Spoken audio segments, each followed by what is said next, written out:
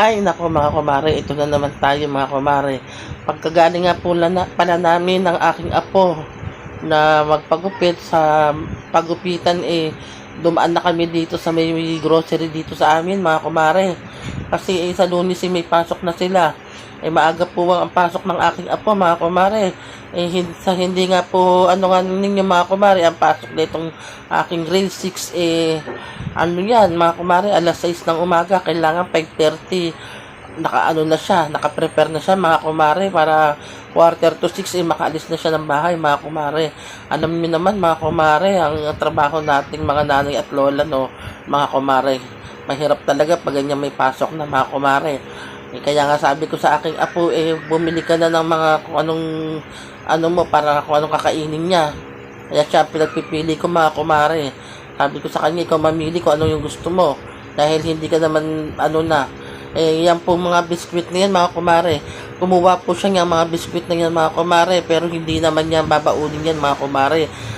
Dito lang naman sa bahay namin yan mga kumare, kakainin niya.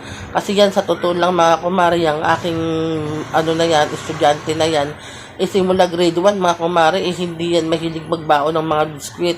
Hindi po siya sanay sa mga biskwit mga kumare. Kanin po talaga ang gusto niyang binabaon mga kumare. Kaya yung mga kinukuha niya na yan, para dito lang sa bahay yan mga kumare ko. Alam niyo naman mga kumare, lalo na mga kabataan ngayon, masyadong maaarte na rin sa pagkain mga kumare ko, no? Kaya kayo ba mga kumare, yung ibang mga anak at apo, ganyan din po ba kayo mga kumare? Abala na rin po ba kayo mga kumare?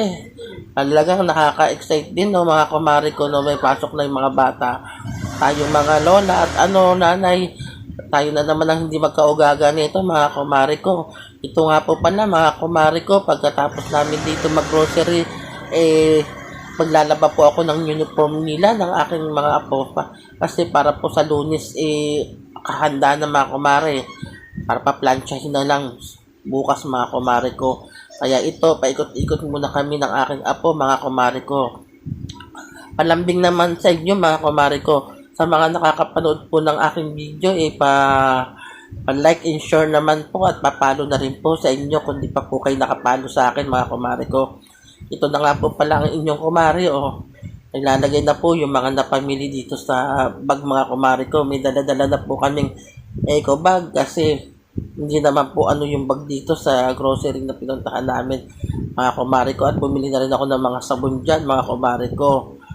Yan, kaya ganun mga buhay natin mga kumare. Talagang ganyan mga nanay.